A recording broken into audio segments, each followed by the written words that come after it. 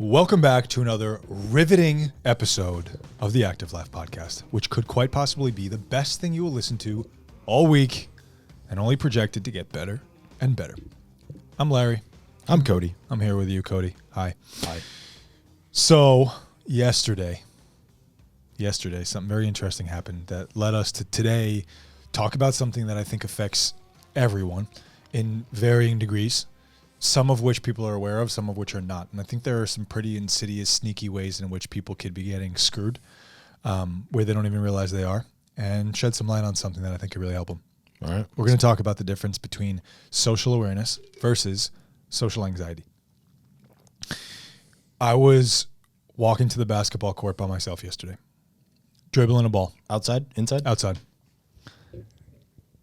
You know how when you're walking down the street, and you see there's another person walking towards you in the opposite direction, street, sidewalk, whatever you're doing.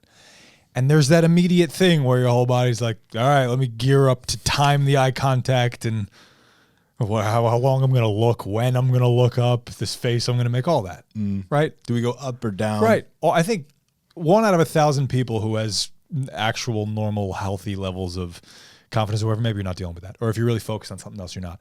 But I think most people here are like, I know what you're talking about. So I was dribbling the ball, and I was focused on dribbling lefty because I have no left hand. And the problem is I have no right hand either. So I figured let's start somewhere. So I'm dribbling the ball lefty, and I see this guy just getting out of the rec center, and he turns the corner. It's a slim sidewalk, so I'm starting to think about, like, all right, I got to move over a little, get the ball out of his way. And also, like, all right, am I going to look up and say hi to this guy? So I decide to time my look up to have an exchange with him. He doesn't look at me, he doesn't care, and I move on. And then I realized it's not a crime to just be super focused on what you're doing. And I was like, if I saw a 16 or a 17-year-old kid that was so enthralled, if I saw a 16-year-old Steph Curry enthralled in his dribbling, going to the court, not looking up at anyone or doing anything that he thinks anyone else wants him to do, I'm not mad at that. I'm like, hell yeah, kid. Get the shit out of that dribble. And so the rest of the dribble to the way there, I was just completely engrossed in my dribble, and I didn't care about what anyone else had to say about anything or how I was presenting or what exchanges I was going to be. I was there focused on the dribbling. And I realized in that moment that it wasn't social awareness that caused me to be in that tense place where I was like, okay, the guy's coming. When am I going to look up? How am I going to look up? What should I say to him? It was social anxiety. And so I started to think about the differences between those, because I think there's a very fine line between being socially aware and being socially anxious. And so I think that if we can all start to appreciate the differences and how one is a superpower and the other one is this compulsive, fearful, crippling thing, we can start to put ourselves in more powerful, truly authentically confident positions where we can be helpful and help ourselves, as opposed to just being compulsive and fearful more of the time. Can we start by defining the two? Yeah, I would love that. So I took some notes here. I think it's important to start by talking about where they came from, but first maybe we can split the difference on what they are, and then we can talk about where they came from. I see social awareness as a healthy, intentional understanding of others' emotions and perspectives. Okay. A healthy, intentional understanding of others' emotions and perspectives, including what's important to them, what they're doing, why they're doing it, what their motivations might be, what the context of those things are, what they need, what would encumber them even further.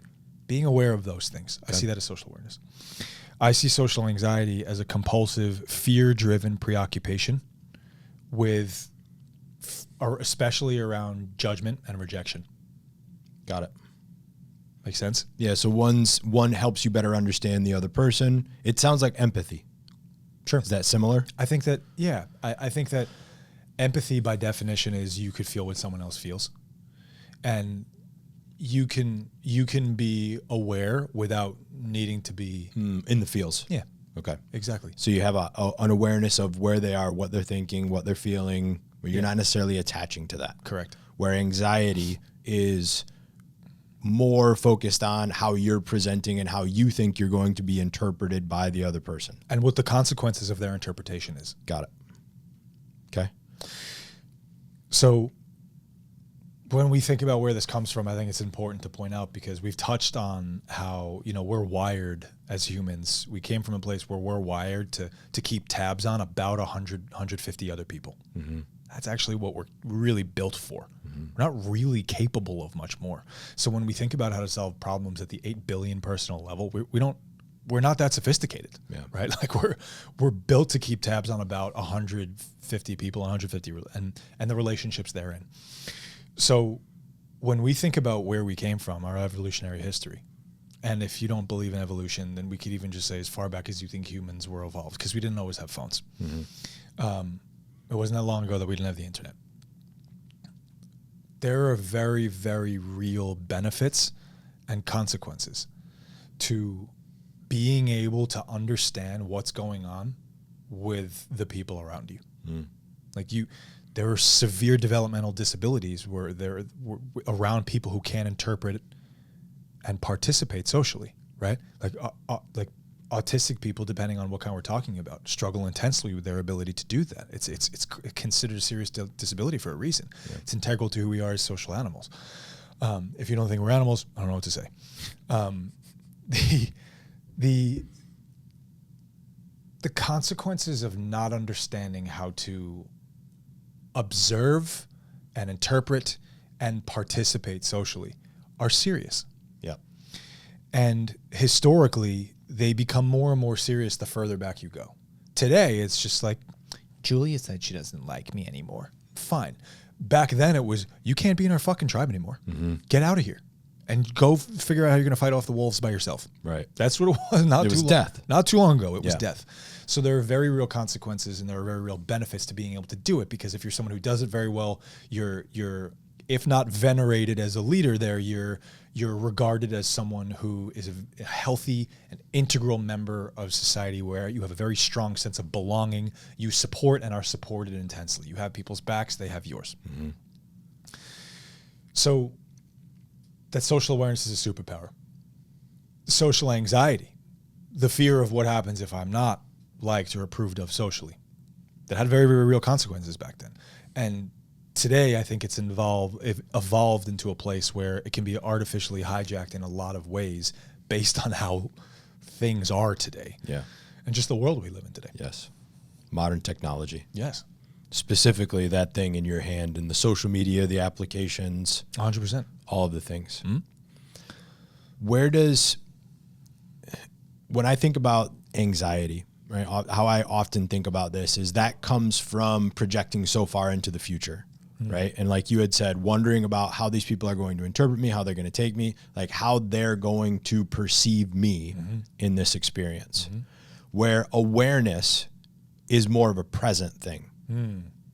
It's present. It's being in the moment. It's reading the room, right? Understanding like the vibe, taking the vibe. Yeah. Everybody's been in a situation where you walk into a room and there's a lot of like energy, almost hostility in that room.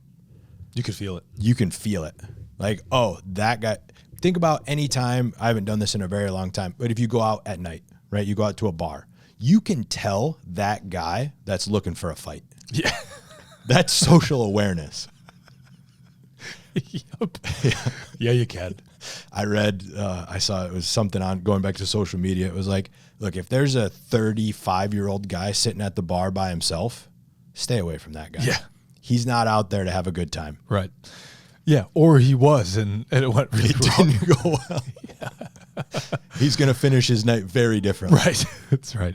It didn't go according to plan. Yes. So that's awareness. Okay. That makes sense to me. Present versus future. But that's also to point, I don't think that future casting is inherently a problem or unhealthy. Right? Agreed. Yeah. Hard agree on that. Yeah. It's getting ramped up emotionally. That becomes the problem and why the anxiety occurs. It's looking into the future and creating the story in your imagination about what's going to happen as a result of that. Negative anticipated consequences. Yes. Yeah. That's a good way to put it. Mm-hmm. So they're both evolutionary, both served a purpose. We just haven't caught up. Not at all.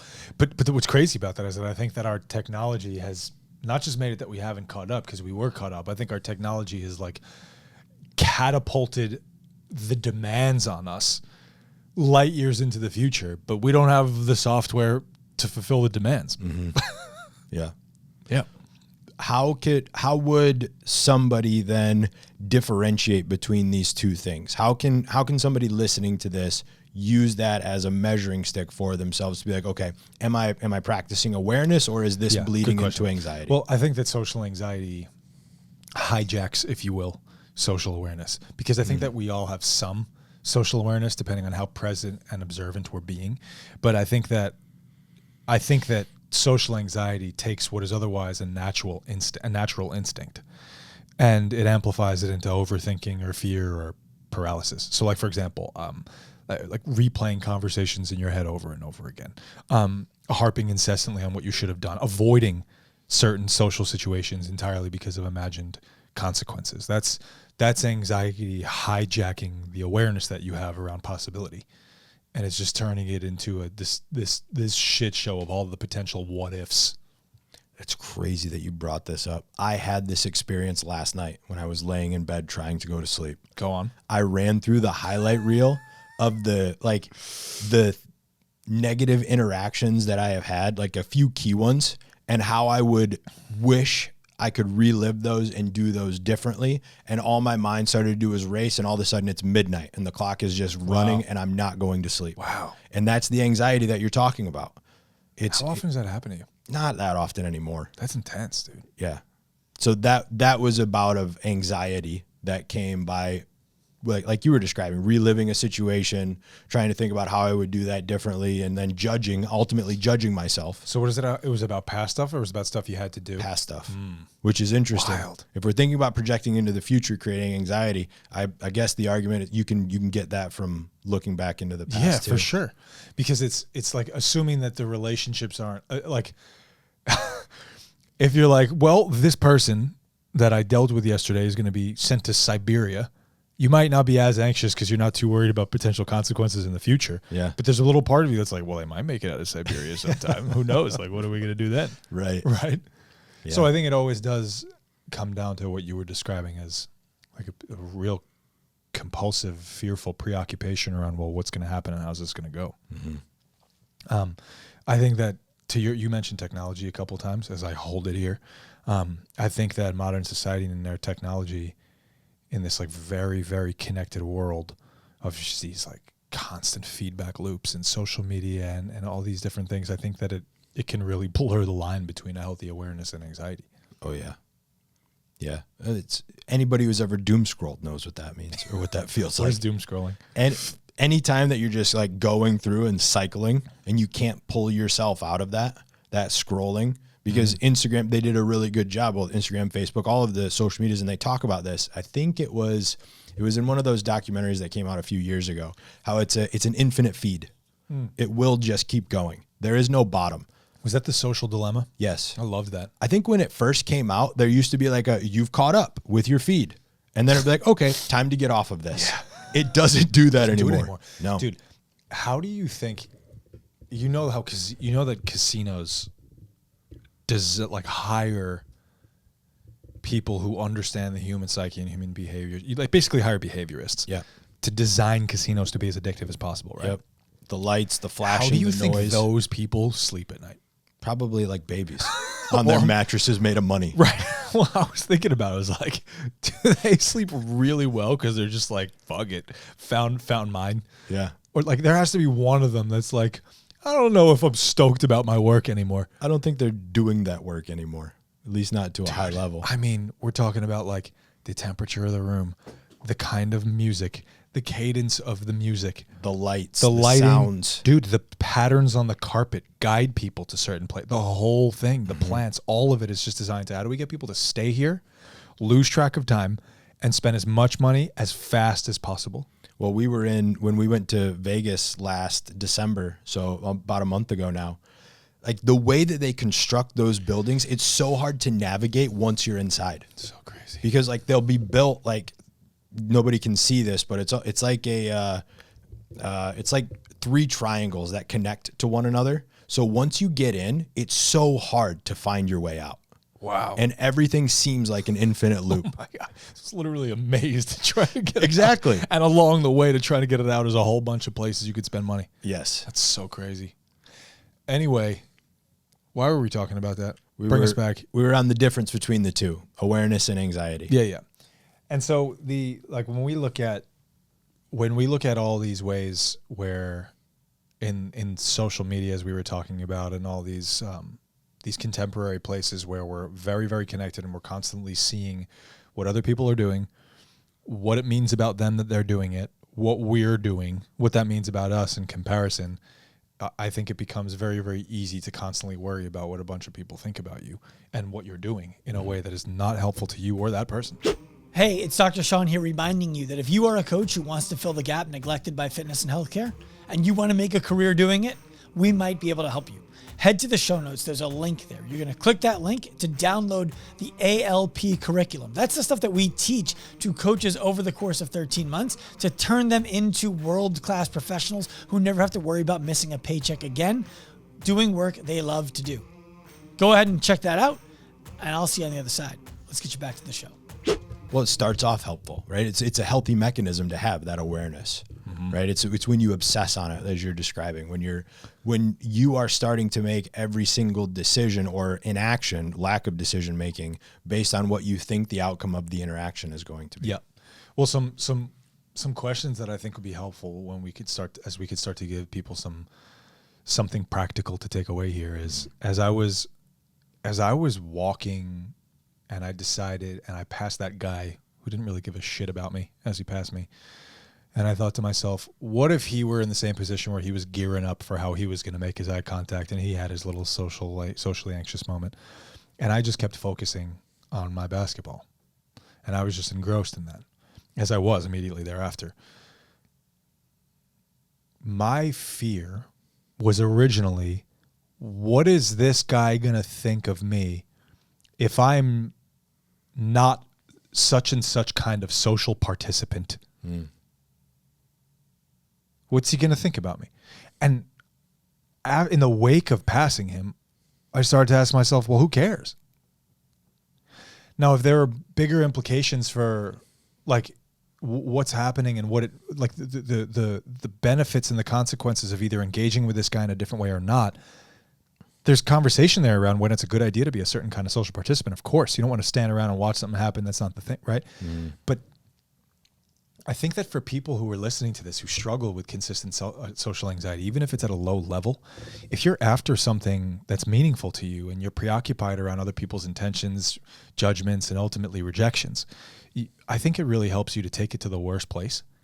And a question that's helped me is, well, what's the worst thing that happens here? What's literally the worst case scenario of me not being the kind of social participant that this person might want me to be? What happens if I do what I want instead of what I think this person wants me to do? The person that you've never met before, that you have no history but with. But even I think that Cody, I think it extends to people that we know and we see every day. Take me and you, for example, man. Like, I think that we like and respect and trust each other enough that we can be comfortable with each other most of the time.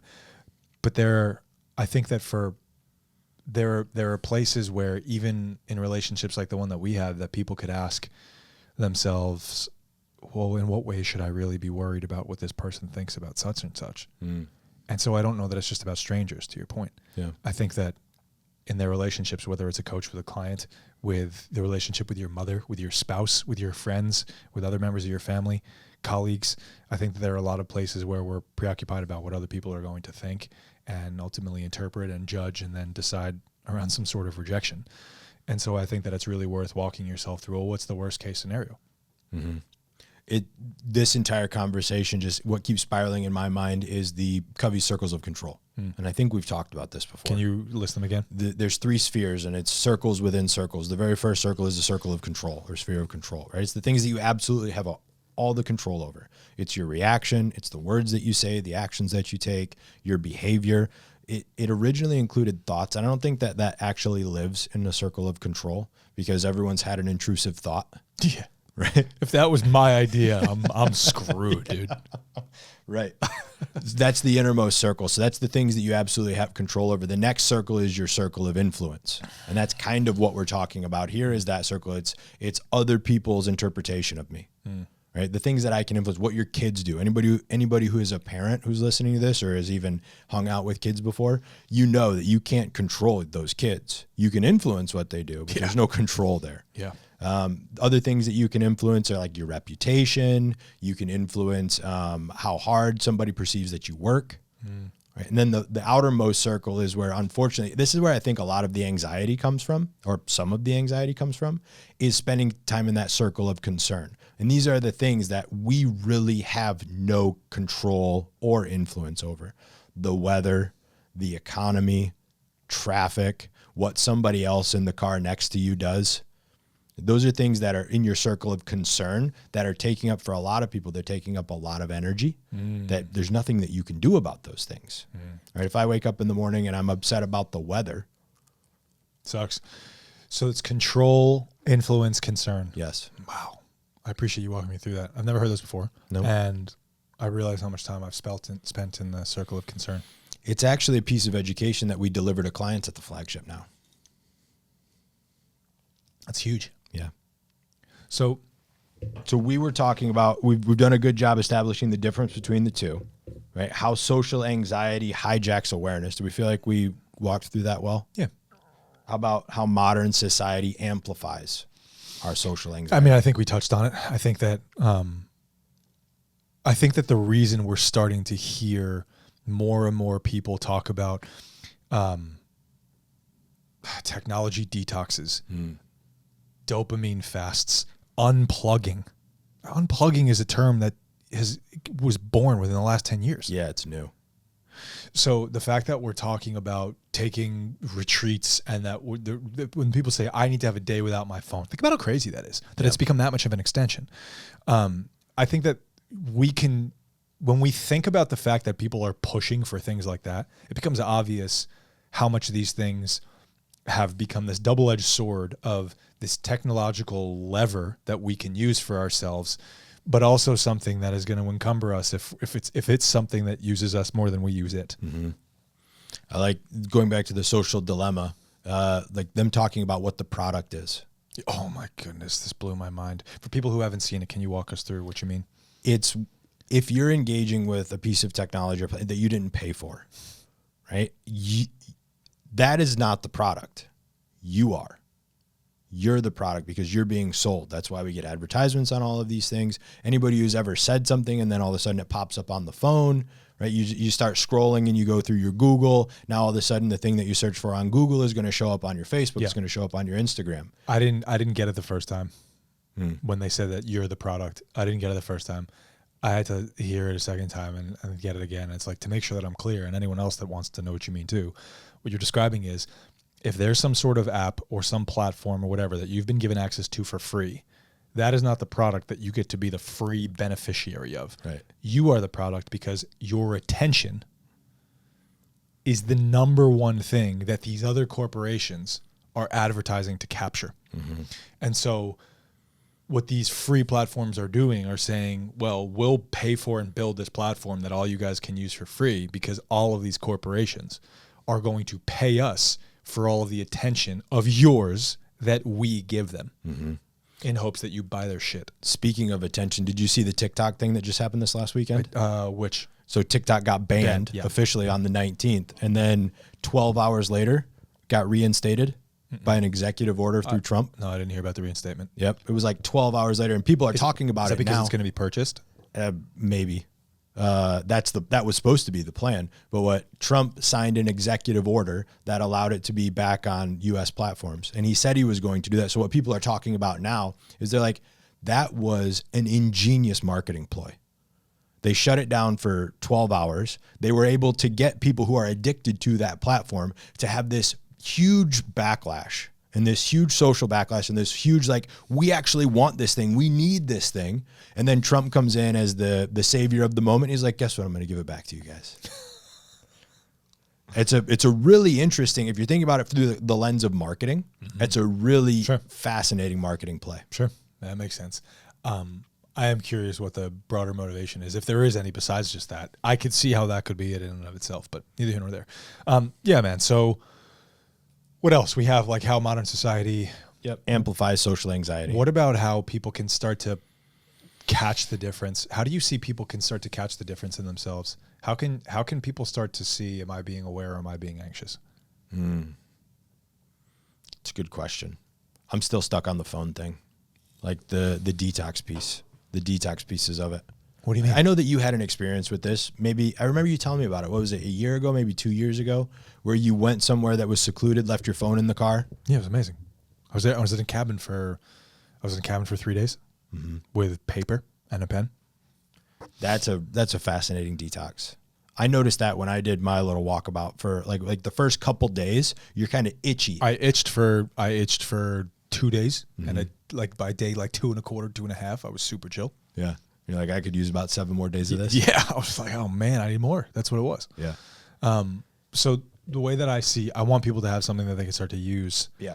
Go ahead. So you're asking, how do we cultivate the awareness versus anxiety? Yeah. Yeah.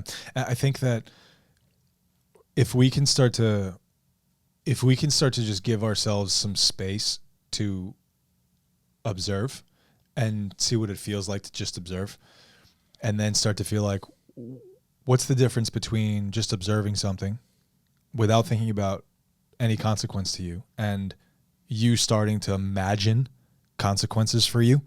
I think that you're going to feel a very big difference between relaxation and tension. And I think that feeling of tension could be a reliable one. I don't think that a lot of people are even sensitive to what it feels like to be tense, because so many people are tense all the time. Is that kind of like, if we're thinking of the pendulum swinging, right? Taking yourself off of the ball at the end and stepping up to the top of the pendulum and trying to be the observer of the things. I love that. I think that's huge. I've never heard that analogy. But I think this, just starting to pay attention to how you feel when you're thinking about a person or a sequence of events, I think it'd let you know whether or not you're being socially anxious or you're being socially aware. What would be some indicators of anxiety in that scenario? Well, like I said, I think that if you feel a sense of worry or concern, like you were describing, you're probably being socially anxious. Heart rate goes up a little bit. Yeah. Difficult focusing on anything else. Yep. Okay. Yeah. So how do we intentionally then cultivate awareness? Like, what's some practice, what's some tools that somebody could take from this? What's an exercise that they could go through? I think that there are a million mindfulness practices that people can take. And I think that being grounded and mindful and present to the moment is probably one of the most important skills that anyone could have, no matter what they want to be or do or have in life. And starting there is always a pretty good place to start. So tools for mindfulness, if people haven't used it: meditation. There are a million ways to do it. Find one that you like. Breath work. There are a million ways to do it. A lot of things that you can be using there. There are probably, I hate to use this word, but I don't know another one. What's a non-new agey word for mantra? Mantra. Some sort of mantra or anchor that you can use to remind yourself to be present to what you're doing. One thing that I found really helpful is grounding myself with getting back, like using my senses, my physical senses. Just remembering that I'm actually a physical body in space here, and paying attention to the physical world instead of a mental one, like the same way that a dog or a cat or an animal would go about it. Like, they're just looking around at shit and just paying attention to whether or not there's anything to pay attention to. I think that those are some easy ways to start. And I think that if you start to do that, you kind of feel this moment of ease a little bit, and you remind yourself that that's how you're supposed to feel most of the time. For me, I noticed that anxiety ramps up when I'm experiencing this thing through my phone more frequently. Go on. What does that mean? So example this morning, it snowed yesterday here in Long Beach. Yeah, it did. So Uncle Greg downstairs, you got just what you asked for. He's never going to hear this. Yeah, no. Wanted snow. Maybe he listens. You never know. He doesn't listen. We went to the beach. I went to the beach this morning to watch the sunrise. Same. Fascinated by snow on the beach. What time were you there? 6:45 Same. to 7:30. Nice, right? Yeah. And I didn't bring my phone with me. And I went through this moment where I kind of tapped around because I was going to take a video of it. And I went, oh, I don't have my phone. This one's just for me. Yep. that was allowing myself to be aware and noticing like the little bit of anxiety when I didn't have my phone. Oh, nice. And being like, okay, this is mine. Good. It was This a one's good for one me. too. The light was really nice this morning. The way that the clouds, they look like mountains. I know, dude. That It was nice. special. All right, what else we got?